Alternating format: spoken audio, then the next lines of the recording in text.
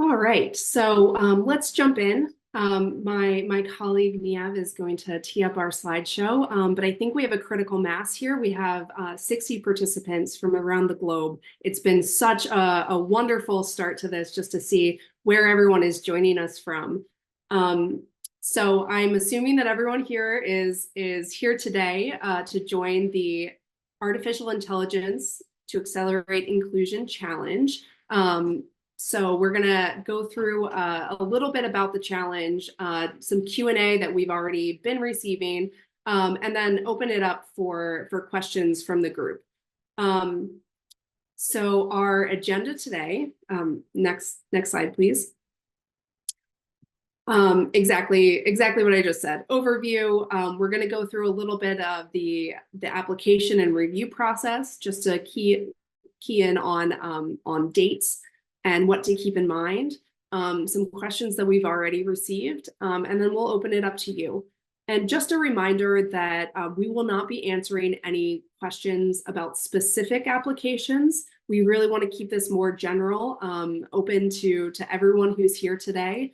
So that's the only caveat, is that we're not going to answer any questions that come in about your specific application. But if you think that it's a question that might appeal to a broader group, we're happy to take it. All right, next. So I am joined here today. I'm Lindsey Gottschalk, Director of Partnerships at data.org. I'm joined here today by my colleague, Niev Heskin, our Partnerships Coordinator at data.org. Niev is going to be monitoring the chat. So please make sure that if you have any questions that you want to pull out during the Q&A session, you put them in the chat. She's going to be curating them. And yeah, we're going to have a good time. All right, next slide, please. Very important. We would not be here today without our great partners. First of all, the MasterCard Center for Inclusive Growth, without which we certainly would not be running this challenge. They are our main partner in funding the challenge and in supporting the design of the challenge. And we are also so fortunate that we are going to be able to leverage a lot of the insight, the people, the tools, et cetera, that are powered by the MasterCard brand itself. And so that's going to be a really exciting opportunity for us to not just think about how we fund great work, but how we support it with in-kind support. So thank you to MasterCard and MasterCard Center for Inclusive Growth. We're also supported by DASRA, who is providing some extra funding, which is allowing us to commit to supporting an awardee from India. So thank you so much to DASRA as well. All right, moving on. So for some of you who are coming here for the first time, who might be new to data.org, I just wanted to give a brief overview of who we are as an organization. So I mentioned earlier on, as we were getting started, that we're here to accelerate the power of data and AI for some of our greatest social impact challenges. And we do this in three ways: cases, capacity, commons. We're really interested in, above all, how do we improve the capacity of the social impact sector to use data and AI for social impact. And so that means we invest in the people and the organizations that are doing this work. And some of the ways that we think it's really important to accomplish that is also by showing what really great work looks like. So, all of you will submit really great ideas to the challenge. We will be able to support a few of them. They're exemplars for other people who are getting started in this field. So that's really exciting to show what great looks like. And we also think it's important to give back to the community, to think about shared resources, tools. What can we do together and share amongst partners who are doing this work around the globe? So contributing to that global commons. Next slide, please. Okay, so to the challenge, which is why everyone is here today. So when we launched the challenge, we really wanted to identify innovative existing AI solutions that are poised to scale. And so, we're thinking a lot about, what is the great work around the globe that already exists that, by partnering, with the MasterCard Center for Inclusive Growth and with partners like DASRA, can help to scale through support by cash, technical assistance, mentorship, etc. And ultimately, we are looking for solutions that are aiming to accelerate inclusion and economic empowerment for communities around the globe.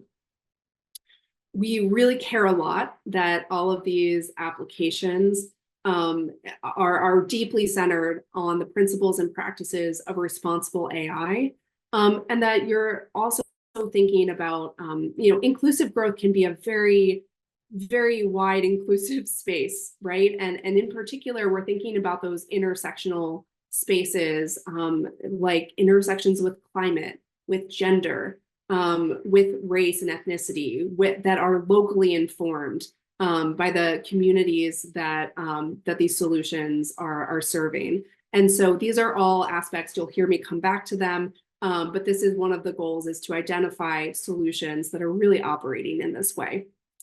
And I've mentioned it a couple of times that what we're trying to do with the challenge is to get solutions to scale.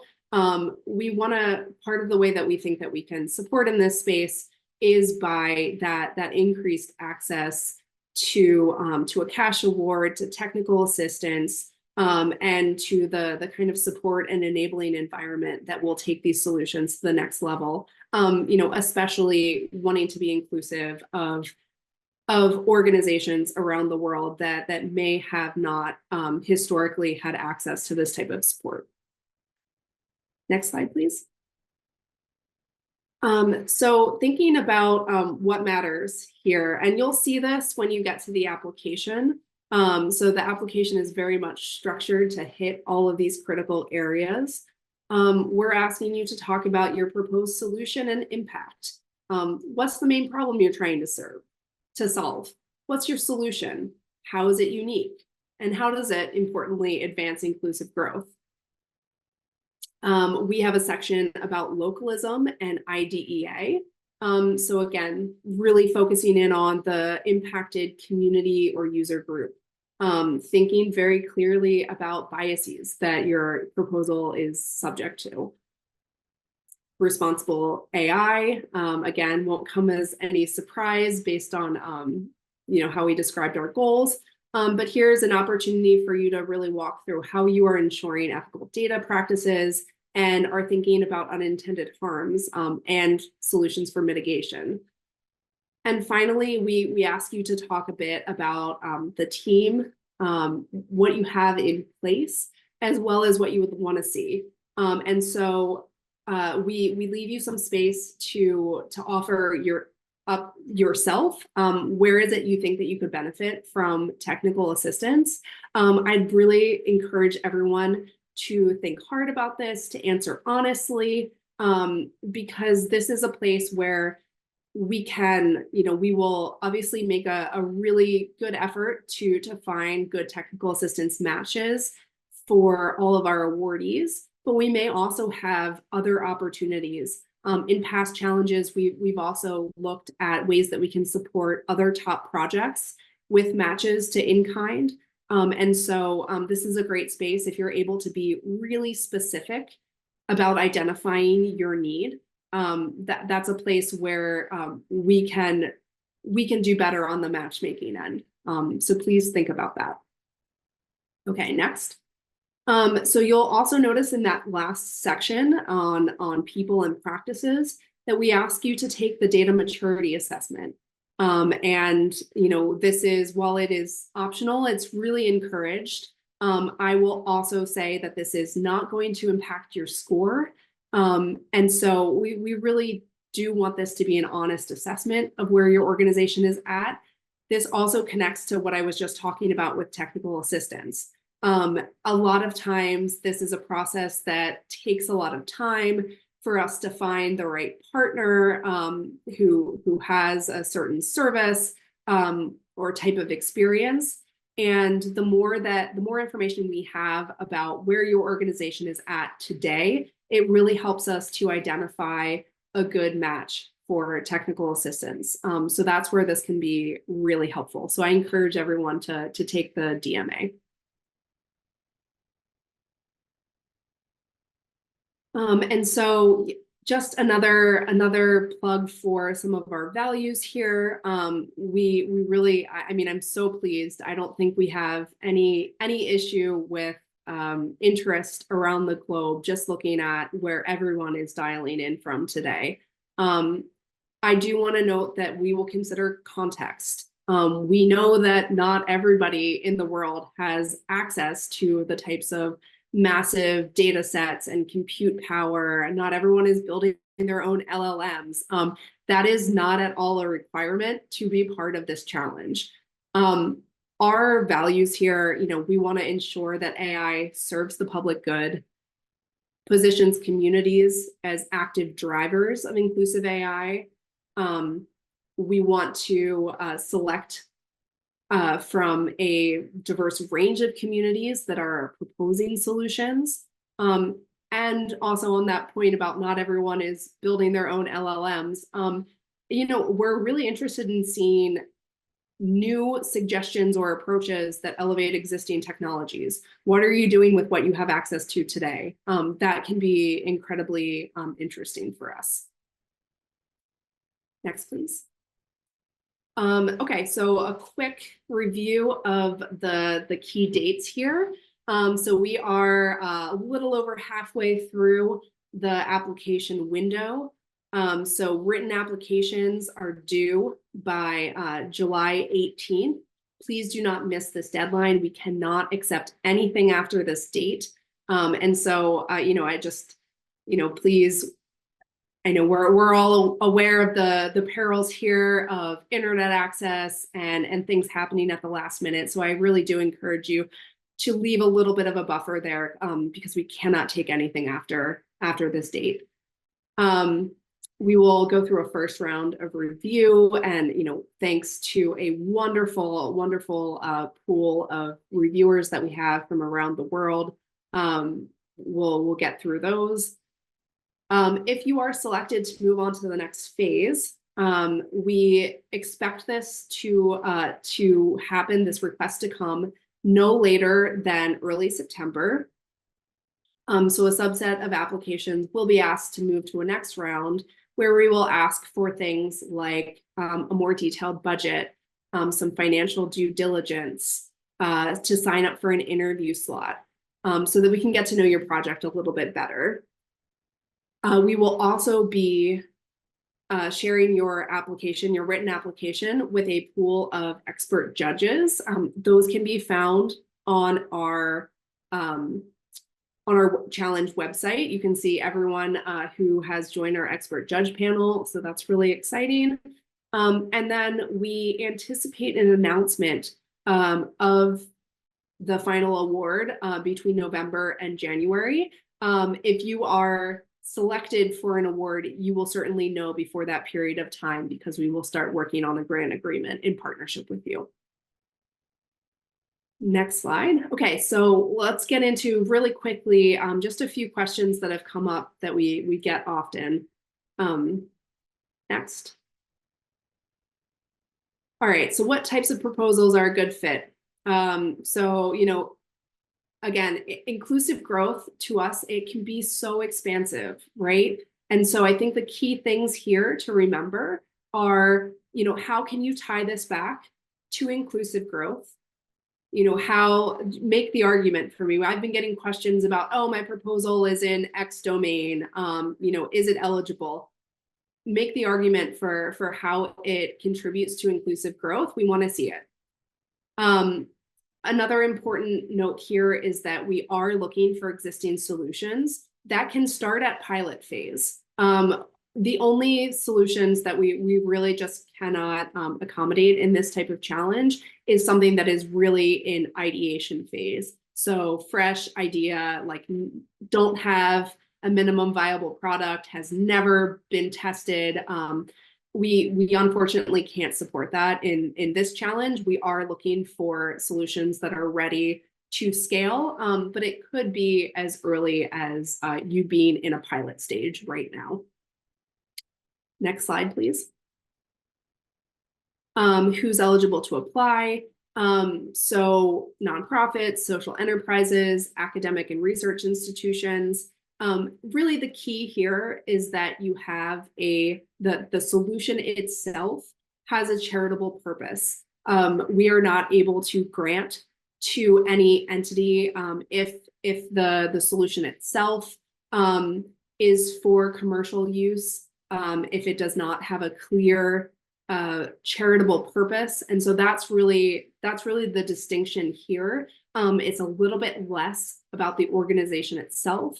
At the end of the day, the really clear criteria are about the project.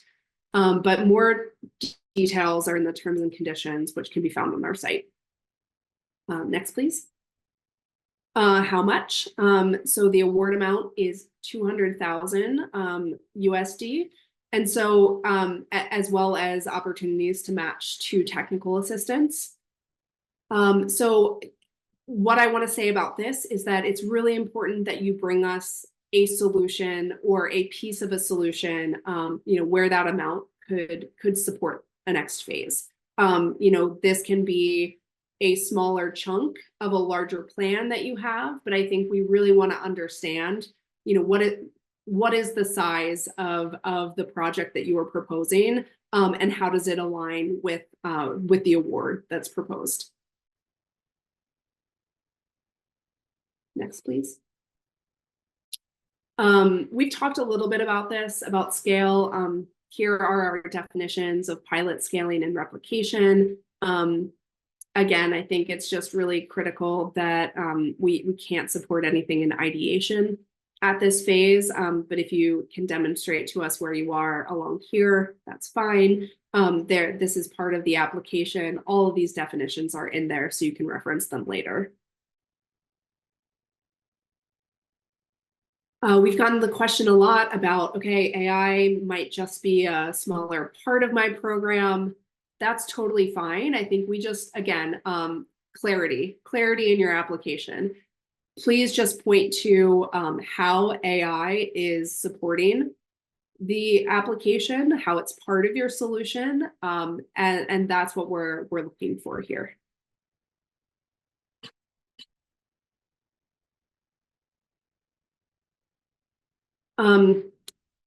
Easy answer to the question of individuals. No, we can only support organization at this time. So you really do need to be affiliated with an organization to take part.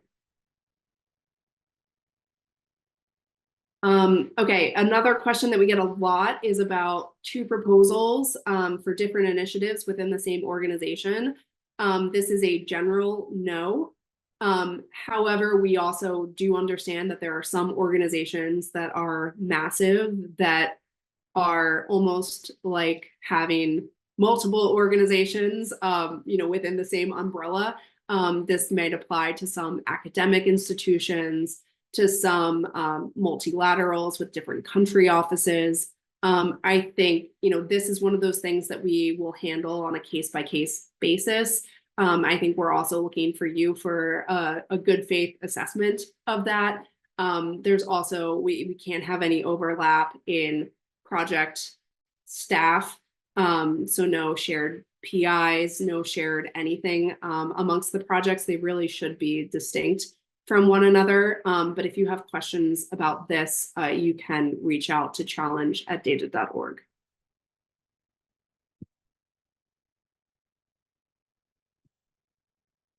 Yes, on indirect costs, it's pretty, for us, our threshold is 15%. Anything else we really have to do on a case-by-case basis. Again, I understand that there are some institutions where we might have to discuss this, but otherwise, please consider that it's 15% maximum. All right, so next steps, before we get into Q&A from the audience, these are just some good links to keep in mind. So the application, as well as our frequently asked questions, are all available on our challenge site. As we get questions, including from this session today, we are adding all of those questions to the website. So please, if you have something that comes up, check that. And if you don't get the answer that you need, you can direct your question to challenge@data.org. Please subscribe to our newsletter. That's where you will get, other announcements about opportunities like this. You can stay informed about the ultimate challenge awardees, etc. As well as on LinkedIn. We will be posting reminders as we get close to the challenge application window closing, as well as we continue to run different informational sessions, talking about what we've discovered in the process, throughout the year. All right, so I think you've heard enough from me on background and what we've heard so far. And so I'd really love to hear from all of you if there are questions that we can answer. So the first question that we got in is, are UN agencies eligible to apply? And yes, just be very clear about your agency, if you're headquarters, country office, etc. But yes, we've supported that in the past, and it's possible in this challenge. Can I enter when using licensed AI solutions? Yes, I believe so. I think you would just need to show, again, how you are using it, what unique contribution your organization is providing. Are you building on top of it?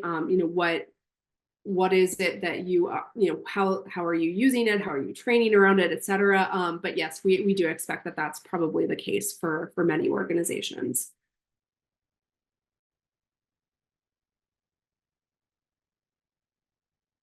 Can the AI solution have public sector organizations as the target group? Yes, absolutely. I think just again, like very, very clear on the outcomes.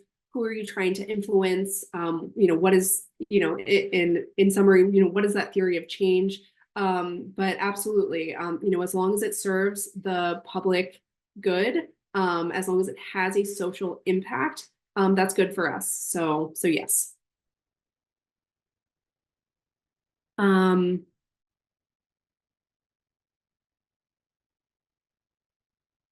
So how many awardees will be selected? We have committed to at least 4. We might be able to select more. We are currently, if we are able to get another funding partner on board. But for the moment, we've committed to at least 4 awardees. There's a question about the expected length of proposal.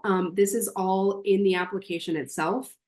So you submit the application through our challenge platform. When you go into it, it is an online application. It has all of the questions in there, including the length that is allowed for each section. So each has a maximum. You don't have to hit the maximum. It is just a it's a maximum. As long as you've covered all of the questions that are within each question, then that's fine.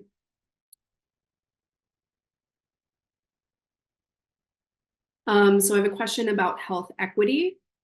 This is actually a question that we've gotten a lot. I alluded to this earlier, questions about other domains. I think the answer here is really around the connection to inclusive growth. I can think of a number of areas where health is quite linked, and health equity is quite linked to opportunities for inclusive growth. But I think that you need to make the argument for that in your application.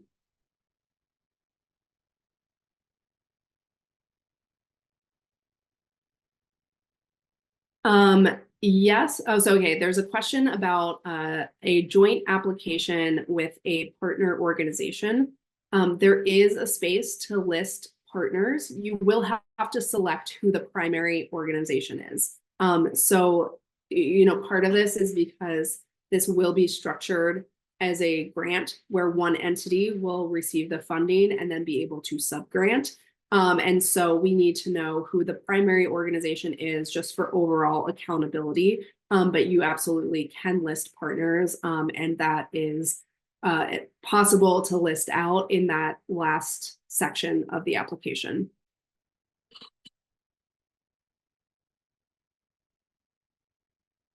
There's a question about specifying technical assistance that we need within the application, and thinking of a role for data.org in the project. It does not have to be a role for data.org. And again, if you really are stuck here, that's fine. There are some suggestions for categories.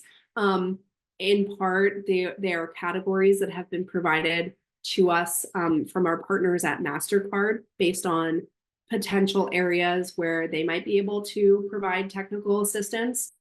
I say potentially because all of this really depends on the specifics of the application, the availability of staff with certain skill sets. But I would say that when you get to that section, just do have a think about what you think might be valuable to your application at that time. You are not forced to ever accept technical assistance. But if we think that there is a potential good match, we will propose that at some point.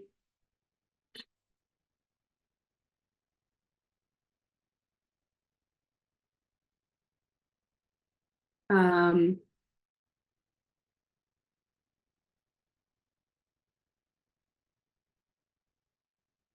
let's see. So there's a question about whether it's better to focus on specific countries or regions or whether something is globally relevant. You will need to be a bit more specific about the country of implementation, but we are absolutely open to solutions that have a broader reach than that. I think we just want to be able to get as concrete as possible of both, what is possible in 1 year. So if you were to receive support, what happens in 1 year? Who are the impacted populations? And maybe that is throughout multiple regions, multiple countries, but just be very clear about that. There is also a question that is going to ask you about what happens, what does the sustainability look like beyond the length of the grant period? And so maybe in your roadmap, that's where global scale comes into play. I don't know the specifics of the application, but that is something that that you might want to consider is if it is something that has global relevance, what's really the focus of a 1 year project that we do together, as well as what's possible for the larger application, and especially beyond 1 year when you're thinking about sustainability. So I think, again, just clarity on what's possible now, what's possible in the future, what might be possible, throughout other funding or revenue models outside of this specific challenge, so that we understand how it fits in with the larger picture of your solution and your organization. But yeah, as long as you can make that case, that's totally fine. There's a question about cross collaboration across companies and universities and what's most appreciated. I think, again, I'm going to sound like a broken record, but clarity. If you can provide clarity on what are the skills gaps, or what are the gaps in relationships. So sometimes there might be a partner that is deeply embedded within the community that you seek to serve, while another partner might bring a certain amount of technical expertise. It doesn't always have to be divided like that, but it's just an example. If you can think about how your strengths are complementary and also how you are addressing potential weaknesses in your own organization and competencies, that's what we've seen be the most successful partnerships, is just an awareness of those strengths and weaknesses, and the demonstration that partnerships are complementary, but they can take so many different forms.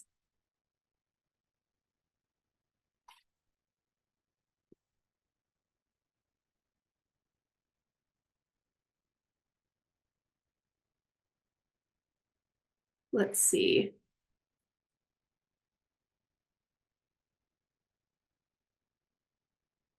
So there's a question about the role of community.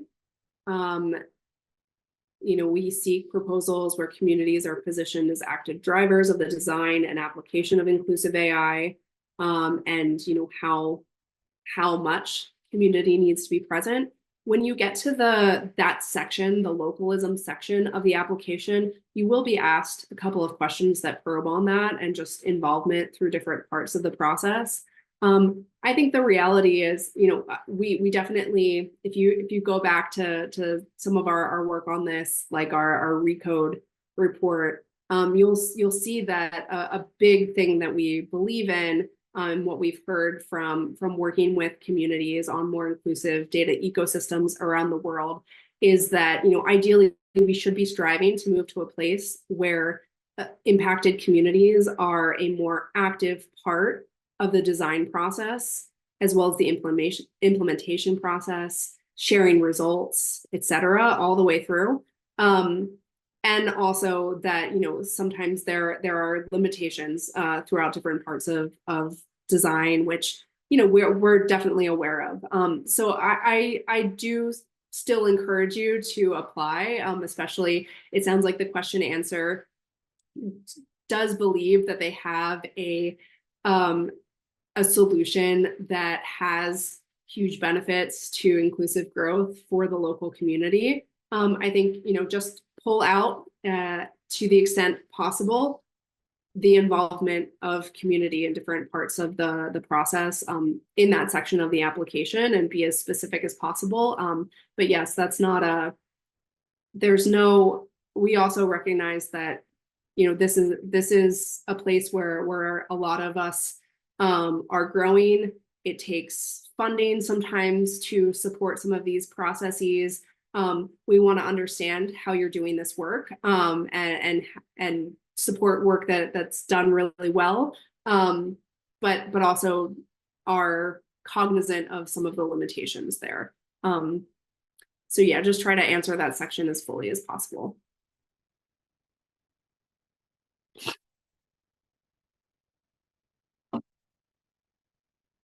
Yes. So what's possible in 1 year? Again, when you get to the application, and also in either in the FAQ, I believe in the FAQs, it does specify that we're looking for a 12-month grant period.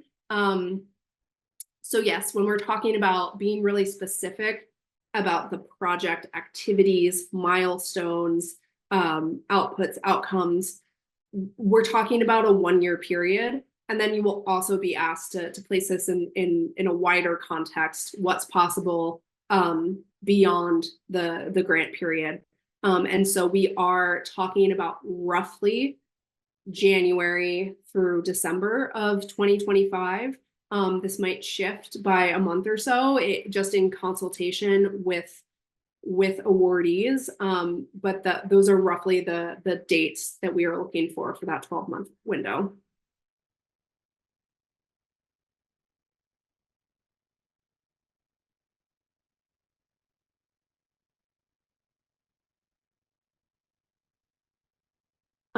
So the data privacy policy, you can find more about this in the terms and conditions. So we also ask you at some point in the application whether you would like to give data.org and partners a license to share your application. I do just want to clarify that we will not post your application in any kind of public forum. What this allows for us, if you grant us permission, and we will not do this if you do not grant us permission, but it allows us to share pieces of your application with partners that might be interested in either funding projects like this or providing in-kind support for projects like this. We've had a number of successful matches like this in the past, but we can only really share that information with partners besides those that are part of the application review. We can really only share that, after the fact if you've opted in for that license, but you'll see language around that on the application as well as in our terms and conditions. Can one of the proposed activities under the grant be a consultation with the local community? Yes. Yes, I think the question here is about it being a specific activity, being something that's funded. And yes, that is absolutely something that we could support.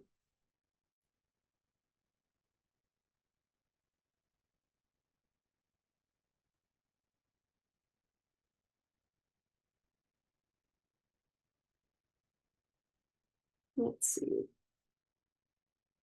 see. I'm starting to get to the point where I think we've answered a critical mass of questions. So I'm just scanning through to see if I can find any other major categories that we haven't hit.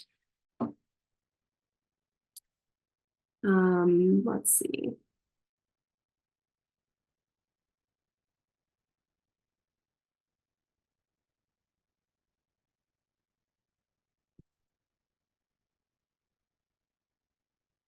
I think we've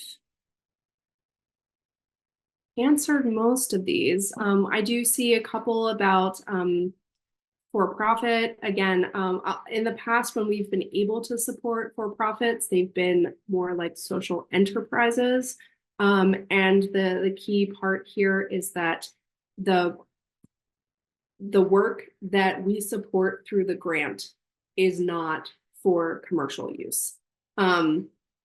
And we can get into, I think some of this might be a case-by-case basis. It starts to get a little bit complicated, both with, consulting what's possible under our legal agreements, what's possible under, expectations for IP through our fiscal sponsor, et cetera. And so I would prefer to take this one offline. I will just generally say that it is difficult for us to work with any major commercial entities.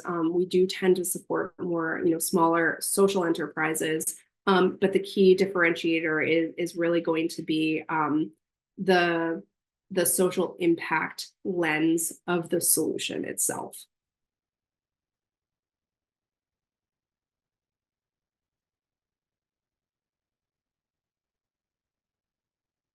There's a question about the lead partner sharing funding with other partners.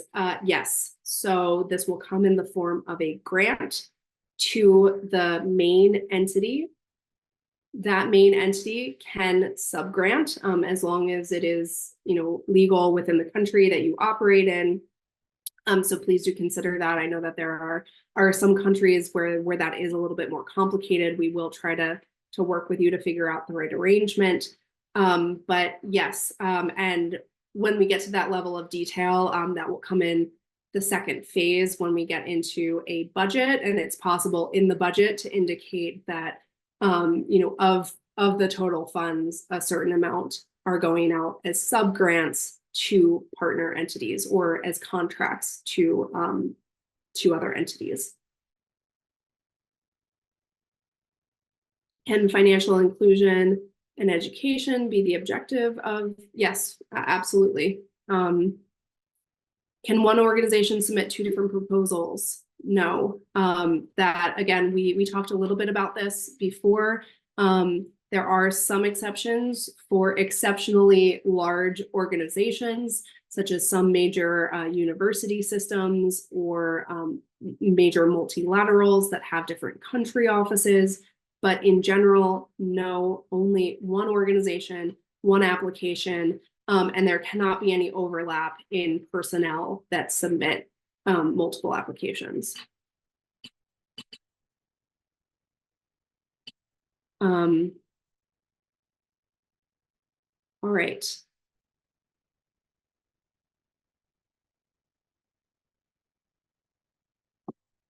I see a couple of answers that I don't think are questions that are not clear enough for me to answer. You mentioned applicants. If the person who asked the question about applicants shouldn't be from some specific regions, can you elaborate on that? I'm going to guess at what I think this is. In our terms and conditions, we do list a couple of countries that we are not allowed to work with, just given the complexities of our legal arrangement and our fiscal sponsor. We just have some countries that we're not allowed to grant to, but all of that information is in the terms and conditions.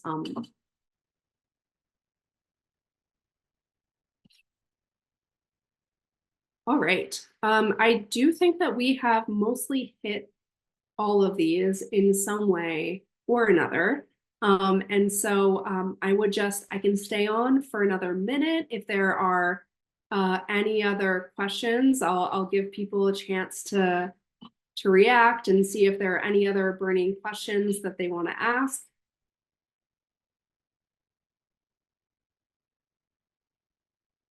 I do want to say another thank you, especially to our partners at the MasterCard Center for Inclusive Growth for making this challenge possible. And I'm so excited to see just the level of engagement, the diversity of organizations that are on this call today. It's so fantastic to have you all here. I really do encourage you to submit an application. I don't know if I've hit this enough, but while there is a limited pool for awards, we do have a track record of being able to find additional partners for high potential projects. So I think if you have a really good idea, submit it. We want to hear from you, and we will, see what we can do to make sure that we can stay engaged. Please do. I do want to put out a plug for following the newsletter and LinkedIn for announcements about the challenge, as well as just to hear about other opportunities that come either specifically from data.org or from our partners. We do a lot of curation of opportunities. So if you check out our website, we have a whole section of opportunities that include jobs and announcements of things like grants and challenges that are specifically geared at the data and AI for social impact space. So that's a great place to stay in touch. And let's see. I have not seen any